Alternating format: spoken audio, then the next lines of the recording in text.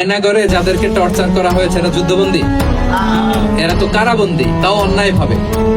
Enforce disappearance ছিল, অন্যায় ভাবে তাদেরকে গুম করা হয়েছে, অন্যায় ভাবে বছরের পর বছর যাদেরকে এভাবে কষ্ট দেয়া হয়েছে, ফ্যামিলি থেকে দূরে রাখা হয়েছে। কিয়ামতের দিন তাদেরকে আল্লাহ জালেমের কাতারে দাঁড় করাবে।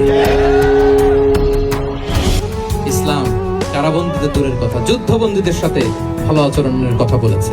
আল্লাহ বলেন ওয়ায়ুতঈমুনা আত-তাআমা আলা হুব্বিহি মিসকিনাও ওয়া ইয়াতীমান ওয়া আসীরা।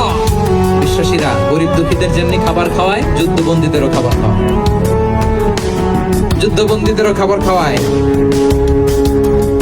এবং বিষ্ণু বলেছেন ইস্তাউসু বিল উসারা খায়রা, যুদ্ধবন্দীদের সাথে তোমরা ভালো আচরণ করো।